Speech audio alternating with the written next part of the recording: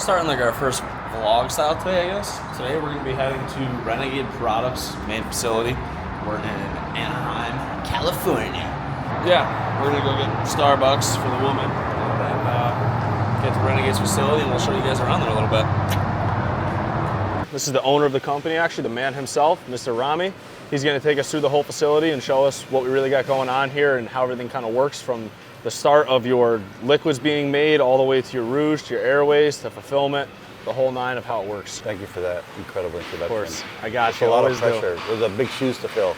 We're going to start going through the blending operation first, where we make everything from air fresheners to glass cleaners to tire dressings. And of course, we at the back end of it will also blend all the liquid metal polishes. For example, here we've got this vat. This blends tire dressing only. So you can see, well, these are the three codes that we use for this particular drum so we don't get any cross-contamination. And you have some of this product right now soaking before we start emulsifying it probably later on in the next maybe hour or something like that. The name of the game, of course, is like quality. So we always start with fresh water. This big filter ensures that we've got the cleanest water possible for a consistent product all the time. So when you're getting something from me today or a year from now, you know that it's as consistent as possible coming out of this facility. We make larger quantities, for the professionals. It comes in 5 gallons. We sell it at 55 gallons for those that want to bottle themselves. We have the whole private label program. Where people are buying sometimes a whole drum, a whole tote, and they'll just label it themselves or we label it for them. But it's available not only just in small, ready-to-use sizes, but also in the larger, more pro-grade sizes as well. What the fuck is even this? Tell actually by the color of it. This is the graphene wax. We start basically with the same formulations as well.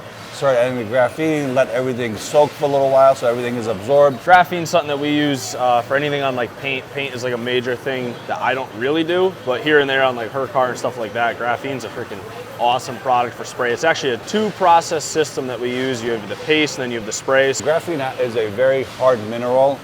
What it does, it gives you added protection for paint, glass, even metal to a certain extent. It's not designed to be a permanent solution.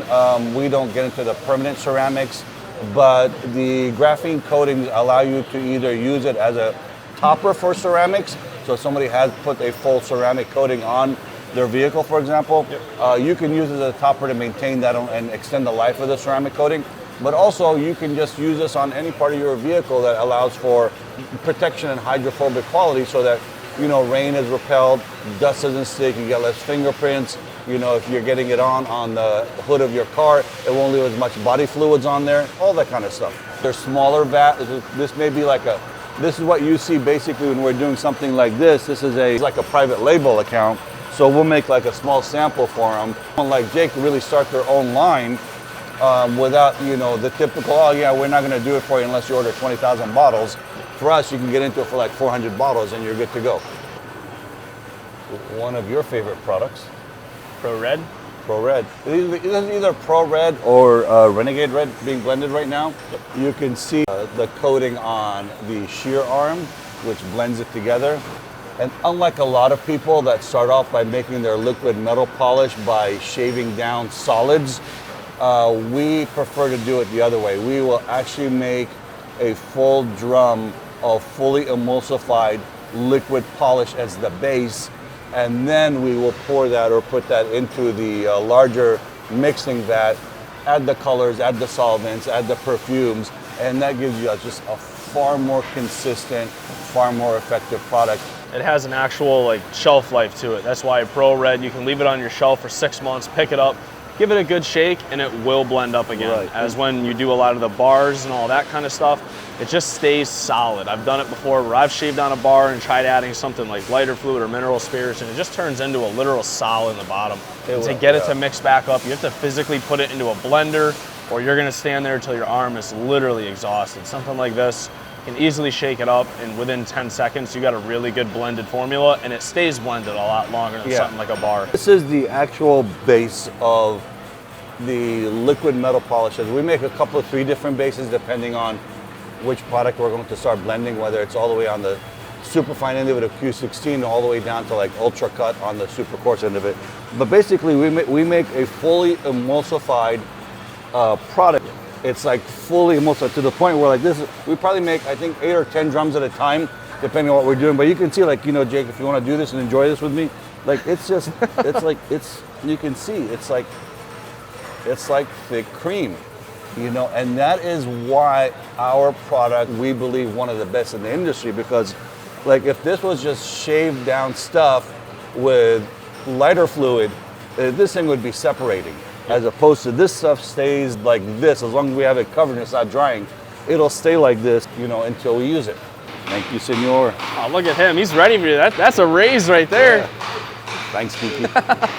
Okay, you saw what we go through on the manufacturing end to make sure we get the highest quality product, okay? But like, you know, and much like with Easy Red, you know, we've got the sprayer issue because nobody in the world is trying to push as much junk through a sprayer as we are, okay? And even the other competitive products on the scene don't try to push as much junk through the sprayer as we do. I can back down the solids by 30, 40, 50%, but it's just not gonna make it as effective anymore, okay? Getting this stuff into a bottle is where it's very time consuming and very labor intensive. And we're not like some, you know, massive multi-billion-dollar organization like 3M where we can just write a check for, you know, here's $200 million for a filling line. But we're a small family business, okay? So we do it the old-fashioned way. We take that drum that you saw over there, so they'll mix that big vat, as you see right here, of Pro Red, and they are making, in fact, Pro Red. They'll take that big vat of Pro Red, and you can see it right here. Like, we're trying to pump, it's not like we're trying to pump, you know, glass cleaner. Like, we're pumping some thick stuff, okay?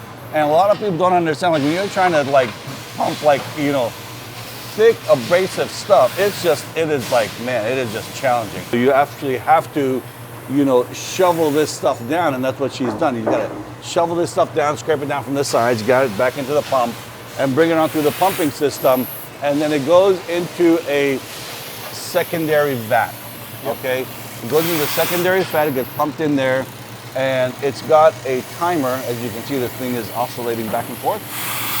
That's how much product is being pushed into the bottle, okay? So we calibrate to say we want 24 ounces of stuff going into the bottle.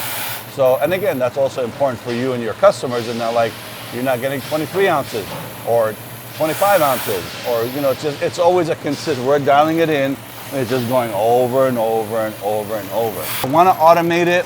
I'm hoping, you know, we are looking at a machine right now that will automate this process, but you can see it's still very labor intensive. You know, we don't want to bring it in from China or Mexico or anywhere else, or even our good friends in Canada. It's like, you know, we want to do it here. And we want to control it, and we want to have the consistency, but at the same time, it's like, you know, it just takes a lot of time and effort to do this. The capper, okay, so this is like, if we just put the cap on, it'll run it through there, and those rubber things will just tighten the cap. That's just a lot easier for us to do. It's just basically just the capper. Once that's done over there, it's, again, a little bit manual. They've got to bring those over here, okay? And whereas this whole unit is designed to run like, you know, like if we were running the graphene that you saw over there, we would put a bottle on the front carousel, it would go through, it would fill, it would cap, it would seal, and it would label all in one continuous line. We just can't do that with metal polish, at least not yet. Like, you know, I'm looking at a machine that will allow me to do it, but, you know, I'll be honest with you, and it is a $300,000 machine. But I think we're at the point where it's like, it's just, we have to do it because we just make so much metal polish now between the different, you know, 4 or 5 different metal polishes. I just got to write that check. So that's how that process works. And then you've got the box sealer, you run it through, it boxes up and seals it automatically. We've got a defined set of products that we offer for private label. If you want the equivalent of, let's just say, my Mag and Wire, okay? What we do is when we make our 10,000 models of Mag and Wire, we pull 500 aside and we don't label them. That way, when Savannah comes in and says, I want 36 bottles of Mag and Wire, we create the label for them, and then we just bottle it. We print those in-house and bottle them, okay? Now, you're graduating Savannah to the next tier. The next tier would be, it's just better pricing. I think it's 5 cases. And then when you get to basically, as you saw in the blending area, a drum, now you can take that product and say, well, I don't want it pink, I want it yellow. And I want it to smell like pina colada. and you can customize the label. That's when you kind of 440 bottles, which is one drum. That's when it allows you kind of start customizing stuff. You can get into the private label with as low as 3 cases, 36 bottles, all right?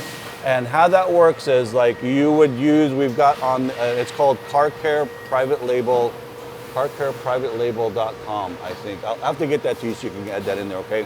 When we first started, we were a private label brand.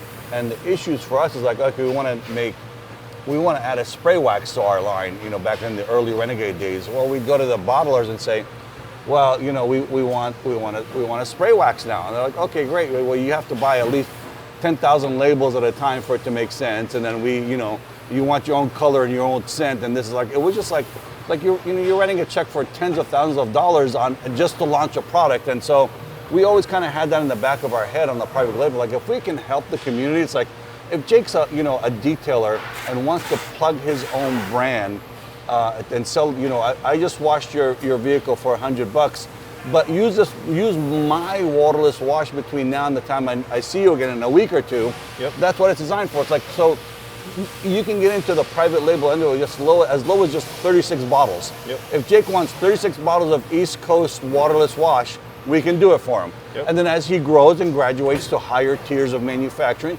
he gets better and better pricing. Which is super fair for the guys like me. Like, exactly. I wanted to create my own bottle of Easy Red as a co-brand with you guys. I still wanted your brand incorporated into it in the same product, but I wanted my own bottle. It's super easy to do. So now my customers, when they come in, they want to get my Easy Red. Now I'm making some money on my own product to kind of do it, and it's a great startup. Someday, maybe we'll branch out and do our entire rebrand and have our own colors and scents and everything in our bottles. Yeah, exactly. I want a super coarse version of Easy Red. Yep. I'm going to tell Jake, I'm not interested. I'm just not interested, okay? Well, I want it. Well, you know what? If you want your East Coast super coarse easy and call it whatever you want, that's your private label. You knock yourself out, go ahead and do it. Yep. So that's the versatility we have. Which is super nice for the guy like me. Like if I wanted to create something, I can, and that's one of the perks of A, working with these guys, A, and B, being able to be involved in the process, and hopefully some of you guys can see it, and if you ever want something to create it, I mean, it's something that's super possible, and with them doing their low minimum order quantity, it's possible for the small guy like me. We had a customer, it was a private label customer, they still buy from us. They wanted a air freshener that smelled like marijuana because he wanted to launch it on 420. And he called it, I forgot what he called it, gank or something like that. I'm like, are you sure? Like you want the cop pulling you over in your car smelling like, pot? Oh yeah, my community's gonna love this. I'm like, yeah, and we did it for him. He bought it a couple times. No kidding. So it's like whatever you want. It's like, I mean, I'm not gonna launch it, but like if Jake wants, East Coast, mota smelling, air freshener, yeah, man, that's your thing. Don't worry about it. Yeah. All of these are what's called jacketed mixers. It's kind of like a double boiler system. Like if you're melting chocolate at home, you want to bring the steam up to cook the water a little bit, and then you're using the chocolate in another vessel to bring it up to temperature so you don't burn it. And this is the same way. So everything is temperature controlled. There's steam is always running through these pipes, depending on what's running, of course. And that allows us to bring the fats up to the right temperature at the right time. Some fat melts at 100 degrees and some fat melts at 150 degrees. So we can't just put them all and say, okay, let's turn on the boiler. No, we got to bring them up slowly and bring them all together before we start adding the solids. Because if we start adding the polishing grains before stuff's actually been fully melted, and you're going to get a nice rock when you start polishing. And you don't want that when you're thinking, oh, hey, I'm polishing this nice green rouge, and all of a sudden this clump of solid green comes and hits you, like leaves you a nice big gouge in there. That's what we want to avoid. Okay? Exactly. So that's how all this is done. Mixing compound, it's not a terribly sophisticated thing. It's like, it really is literally like cooking, like baking a cake. You have to do things in a certain way, in a certain manner, in a certain process for you to come out with a quality product. I mean, it's not like, not the Betty Crocker cake mix you buy off the shelf. Like this is from scratch. And you can see how fine some of these aluminas are. Like, this stuff is actually finer than baby powder. But this stuff is crystalline, rock hard stuff. to the average person, it kind of all looks the same and all feels the same. But to the professional, that mixture of different compounds with different fats react differently on different metals at different speeds, in different humidities and different, like, and I don't have to tell you, you know all that stuff. Jay can tell you, you know, aluminum from 1985 is different from aluminum in 2005. Yep, they're totally different. All the new stuff is different from the old stuff. Shine's different, it's got different rates that it likes to be polished at. Humidity affects everything, so that's why we've kind of gone into the thing where they work with guys like me to test this bar. And I might be working in Texas and say, wow, that bar did not work in Texas, but the wild cherry worked really good down here in this temperature, this humidity, and this environment. So that's why we do so many different bars, and they work with so many people like me to kind of test stuff and really test it in the field, because anyone can look at a graph that's supposed to work in science, but in real world, with all the different variables, they could never see if something truly does work. Every time we create a bar, they create minis and they send it out to maybe me in New England, a guy in Florida, a guy in Texas, a guy in Minnesota, a guy in California, and they test them and everyone gives their feedback on it. And it's usually really hard because we all think totally differently on it, because polishing includes variables of guys like myself. I might use a 6,000, another guy might use a 3,500 with a white, and I might be using an orange, and they might be polishing in 70 degree or 70% humidity. I might be polishing at 15% humidity with different barometric pressure. Polishing, there's so many variables. To get your basic shine, anything will make it shine for basic. But when you're going for that high level of art and craft and real pride behind your work, there is a difference level in shine that we all look for as artists. Louis Rouge is kind of one of the OG coloring bars, especially kind of for stainless. Still very popular out there. Still, well, you know, like Pete from Almost Chrome still loves it. It's called a ribbon mixer. And it's important to have a ribbon mixer as opposed to, like, you know, blending mixer like this or just one arm going like this. The ribbon mixer has actually two arms. You can see how they go and they zigzag around and back. You see that? It's almost like a Z. That's why they call it a ribbon. It's kind of like a ribbon. It's almost like, you know, it's almost like a ribbon on your hair, like a ribbon on a present. So you've got these things that are like this and they're like going like, it's called a ribbon mixer. And it's important to have a ribbon mixer as opposed to, like, you know, blending mixer like this or just one arm going like this. The ribbon mixer has actually two arms. You can see how they go and they zigzag around and back. You see that? It's almost like a Z. That's why they call it a ribbon. It's kind of like a ribbon. It's almost like, you know, it's almost like a ribbon on your hair, like a ribbon on a present. So you've got these things that are like this and they're like going like this all the time, okay? And that's why you get that fully emulsified product at the end. Because if you don't have a way to slowly melt the fat, add the abrasive grain, and fully emulsify, like he's right now maybe a quarter of the way of, this thing has been running since like 6 o'clock this morning. Like, that's how long it takes that slow process to happen to make sure that, you know, all the cake batter is blending with all the butter. You want the flour and the butter to be fully integrated for you to have a great cake. And this is the same idea. This stuff is not like your simple process. This isn't something you can do at home and just simply put in a blender and make it. I mean, you could, but you're never gonna do it at this level. And that's why I like to say, like, this brand, you guys don't understand how much stuff is really made in here. The brand isn't necessarily just Renegade, where it's the guys like me that are using this. This goes all the way from the guys like me to the industrial guys that are polishing your airplane turbines and down to your flooring and stuff like that. There's more stuff made here than you guys could ever even imagine. It's a very busy process. This stuff's running every day, doing different things. And we have different mixers for different processes. We talked about this earlier. We don't, like, if we're making blue here, you know, we don't want to make, you know, like a whole nother color that's going to cross-contaminate. So this thing stays blue for a while before we fully clean it out and do something else. And each mixer is designed to do a certain thing, not only in terms of just color, but also in terms of coarseness. So, like, I don't want to make rouge in a mixer where I was making tripoli or steel cut. Yep. I mean, that is a recipe for disaster. So that's how all this process works in here. And then it gets put into a tray, and then it goes into the water bath for a little while to cool it off.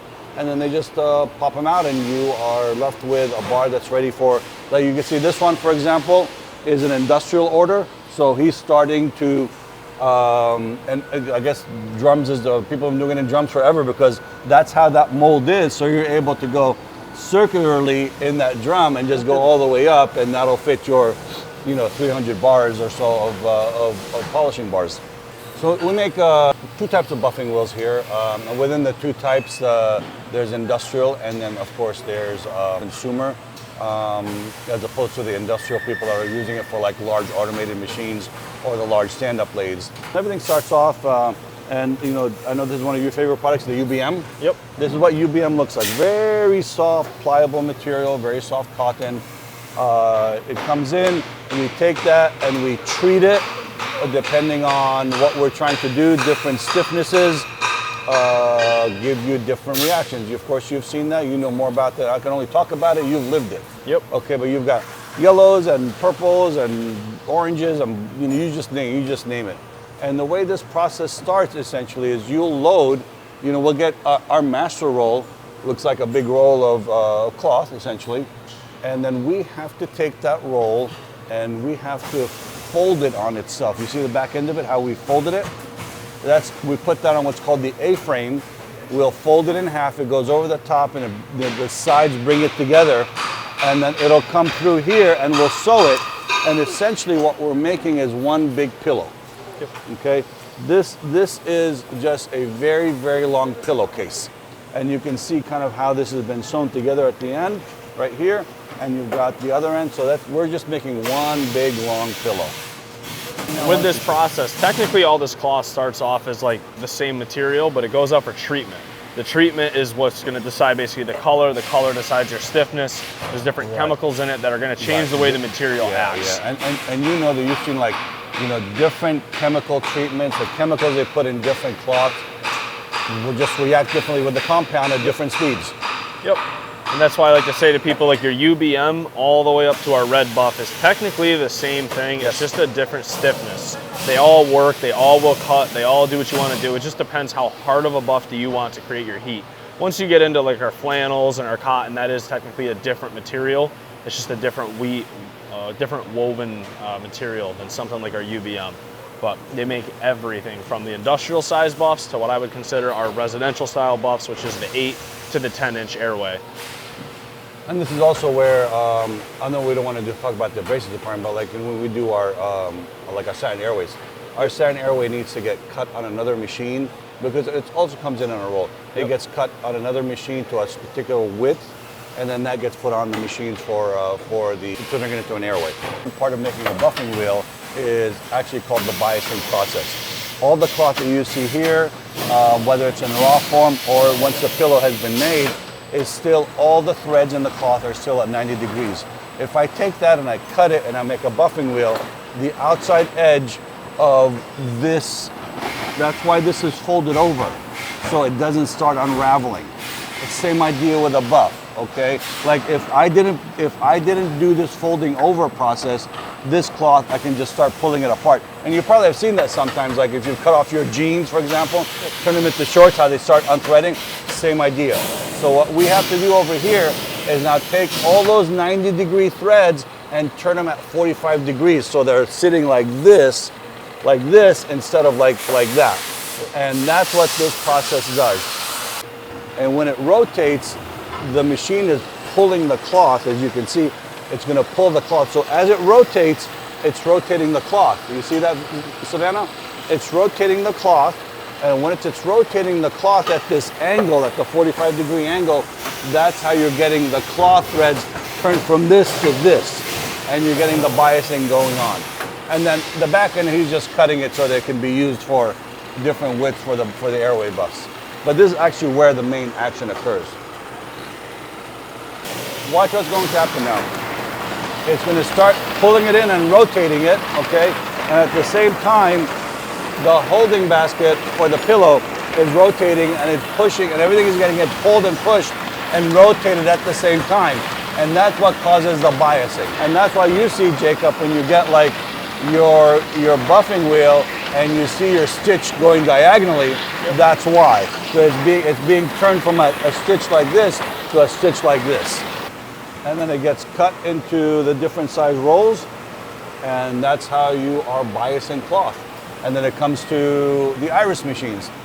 Iris machine basically is now we're taking a clinch ring, And we are trying to stuff, as this young lady is doing, we're trying to stuff a bunch of rectangular cloth into a round circle. And it's called an iris machine because it resonates, as in it's like it's the same as your iris, you know, going out in the dark, going out in the light, sorry. So she'll add the ring, a certain number of revolutions for the number of plies, and the drum size is what impacts number 2 versus number 4, that kind of stuff.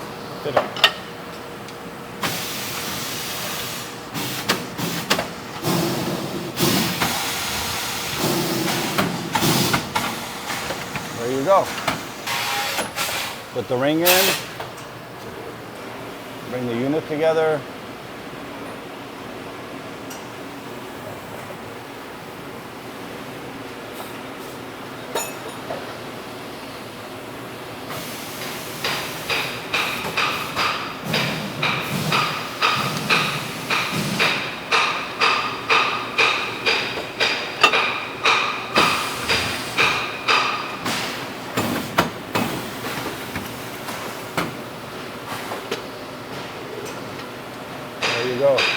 So on TikTok, we had a lot of questions on industrial buffs. This is more what a quote-unquote industrial buff would be. It's got the larger clench ring in the center. It's a much larger scale buff. These go on like big machines. You can see how large that drum is. Oh yeah.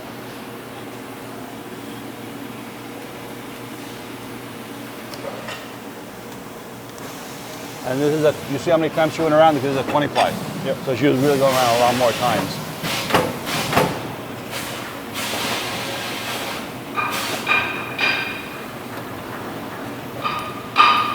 Go. All right. I know it's just cosmetic at some point, but basically after everything's been put together, it goes through one of these hydraulic presses, and this is what actually ends up, if you look at the difference between, you can see how, even though the clinch ring is on there, you can see it hasn't been pressed in yet, right? Yep. The hydraulic press is actually what pushes those teeth into the cloth and actually holds them. So the multi-teeth, multi-sharp tooth is really what holds that cloth in. When you're running your buffing wheel at 3,500 RPM, plus or minus. Plus or minus a few. And that's what holds it on there. Technically, all of the buffs are supposed to be run at 3,500. That's a genuine rating. But then you have the guys like me who just love breaking rules. We run them at 6,000, 8,000. And there is no guarantee it's not going to come apart, but they seem to hold up really well. On this end of it is just basically aesthetics. Yep. We want them to look nice, especially with the retail trade. So we'll run through a trimming process that'll even out all the different plies. You can see how kind of uneven they come out from the iris machine. And we just do a slight trimming, and you're left with, you know, beautiful buff. If it's a buff that gets a plate, this is the plating machine. Same as it's a hydraulic machine also. They put the plate, put the buff, press, and it'll come down and it'll just attach the, will end up being the old center ring, a plate in the middle. So you're doing like the 7-inch industrial rings. The 3 is the same way. Show us how one of those works, Juan. So he'll take the flat, see the flat, and then he'll run it through. And these series of gears will bend one way, bend another, and then bring in the bend of the tooth so it's almost ready to claw at the cloth. Yep. And that's how you end up with basically a rolled ring. Okay, and it's got to be put together and welded, and you're ready to go. Even the clench rings are made in-house, pretty much. Yeah, so you can see. So we got a couple of different styles depending on what we're doing. So that's kind of the manufacturing. You want to see the kitting, inventory, that kind of shit? So once everything's been manufactured, it comes over into this cell here. This cell serves 2 purposes. This is not only holds the inventory that we have just made, like it's just a fresh batch of whatever we made right here, but this is also where all the dealer orders are fulfilled. Okay, so we get a dealer order, Robert and his team start creating that pallet, you know, pulling boxes, because the dealers only sell by the box. I won't sell a bottle of this and a bottle. You're not really a dealer at that point. Like if you're not buying a case of stuff at a time, you know, you're just a user in my opinion. So this is where they'll also do a lot of the, see here's a whole pallet of Tripoli. Now they've got to run that through the shrink sleeving, so that it's cosmetically, pretty. So that's kind of what goes on in here. And over on this end, there's some junior bars, for example. This is going to TikTok. There's a whole palette of Pro Red going over to TikTok. Is it Pro Red or Easy Red? No, it's Pro Red. Easy Red. Oh, it's Easy Red. I can't tell sometimes because the color of the bottle. So this is for, we're going down the road of like more and more TikTok. Very important platform for us. I mean, not only do I personally love the platform, but sales-wise, it's been a big part of our growth here in the last few years. Actually, last few months, more accurately. And so this is going to it's going to be like TikTok's going down the road of being Amazon. So it's going to be going to TikTok for fulfillment by TikTok. So like if you place somebody like one of Jake's people places an order through one of Jake's clips, we're hoping that eventually more and more over time that just gets shipped and taken care of by TikTok. So they're not only getting their product faster, but it's relieving us of the burden of having to pick and pack. And therefore, like that's going to help. Like, do we give up some money for TikTok to do that? Yes. But I think ultimately the customer is going to be so much better off because they're getting their stuff in a couple of days versus sometimes sometimes we're backed up a week, sometimes longer, honestly, especially during the peak March, April months. This is kind of all the fulfillment area where like Garrett and his team will get orders, and you'll see the stack orders right there, and they will just pick and pack and send this stuff up. This is also on the back end of this area. There's all the stuff, this pack and ship, pack and ship, pack and ship, pack and ship. And hi Veronica, how you doing, Mama? And Veronica and her team on the back end of this cell is where she controls all the kitting. So all the kits being put together are her process and her responsibility. So she'll get those orders. And are you making any for stock now, or are you just always behind? You just make to order, make to order, make to order? Well, now I'm making mostly for dealer. Dealer, okay. Dealer, and then I make for my orders. So she's got dealer orders, she's got our orders, online orders, some minimal stock if she makes an extra one. But that's basically how this whole area in here is all the kits are being put together. Again, we're very keen on our look, so everything comes out a nice clean shrink sleeve, looks good. And it does actually help the bar a little bit when we're shipping it out. Section.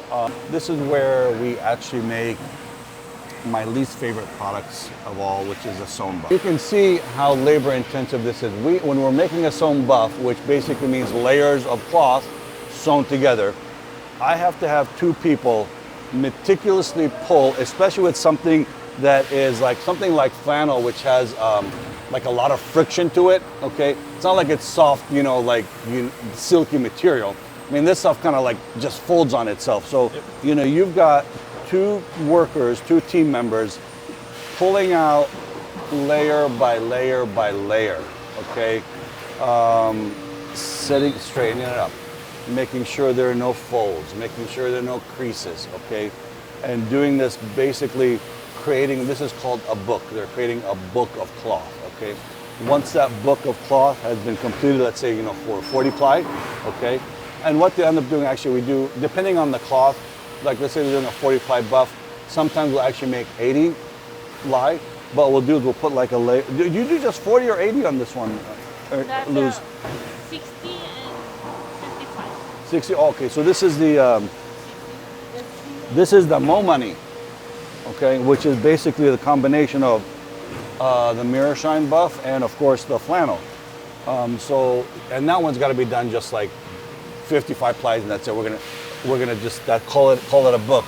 And then it comes over to this big massive unit, which is just a big die cutter, and it will die cut. When they'll pull that whole thing, they'll pull it underneath here. The two girls will stand on either side and will pull the whole thing through, and then they'll die cut and pull and die cut and pull and die cut and pull. And you're left with what you see behind you. These are the buffet. This might be a buffet. Yeah. Yep, these are the buffet. Yeah. So they literally go through, stamp out all those, and then they come over into here, all these sewing machines, and they're literally sewing these buffs all the way around by hand on these old girls here. All these machines do different things, different configurations on sewing.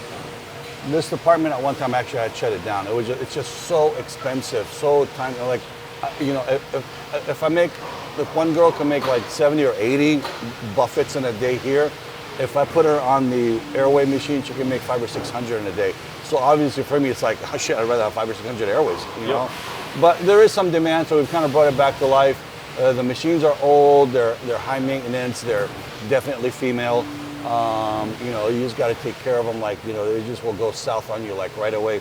Like, look at this old Singer from like 1904. It's the same thing, it's an old lady. Like, this thing is so temperamental. Like, if we don't take, and getting spare parts, there is no like, hey, I'm just gonna go online and buy you know, a Singer 1904 part. No, man, all this stuff is custom made. There's like a whole like infrastructure, whole ecosystem of people making stuff for, you know, old Singers. You know, and the thing is, the new ones don't compare to these old ones. Yeah, the new ones right there, the console, which is, you know, I guess the Asian version of the Singer. And they're good, but man, this thing is a solid piece of. I probably have like another 15 of these in the container. I just use them for parts. Yeah. Did you polish out one of these cast parts right here? I could. Send me out one. I'll polish the whole body. Cool, huh? I could. Anyway, so that's what happens. It ends up being, you know, everything gets sewn. And then of course trim, again, so it looks cosmetically appealing, stamped with our name, because, you know, vanity is the name of the game in our industry. If your name ain't on it, then you ain't nobody. Wrap it up, you can see it is a super involved process. There's tons of science, machinery, employees, people running, there's stock, there's just so much involvement that goes into all this stuff. So next time you're wondering where your product comes from or how it's created, at least you can look back and see this and understand that that one little bar you got had to get handled by about probably 15 to 20 people before it even got to the shipping department. That's only to the shipping. And then after that, just boxing and freight and everything else. There's a lot that goes into all of this. So when we're doing all this, these new bars, the new paste, the new stuff like that, that's why I tell people you should really appreciate how much time is truly going into this for the innovation and the growth of Renegade, but not only that, the polishing community and how much they truly do for the guys like me or the guys like you at home that might be watching this, trying to get a new product or use one of the products. There's a lot of time and resources put into it. I think a product is like one thing, and, you know, we're proud of our product. We think it's one of the top tier products, if not the top tier, you know, in the industry.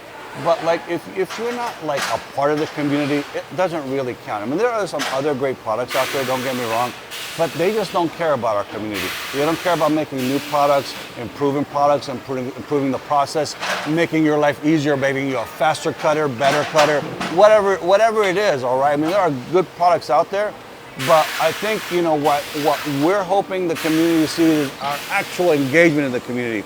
Between us commenting and, you know, sharing and liking and doing all that stuff that really almost all the other brands on the scene don't care about doing. And that's the takeaway from me. It's like, hey, you know, buy this brand or buy that brand, that's definitely your prerogative. But at the end of the day, like, who are the people that are in the community, taking care of the community and listening to the community? And that's where I think really we stand head and shoulders above all these other brands, and we will continue to do so. If you have some adjustment to a product maybe you're thinking about, something you can always reach out to them about, and you never know. Maybe that change will happen. If no one else is going to do that. If you're making a good comment, I'm the one saying thank you. And if you're the one talking smack, I'm the one talking smack back. I want you to know that. Thanks for watching.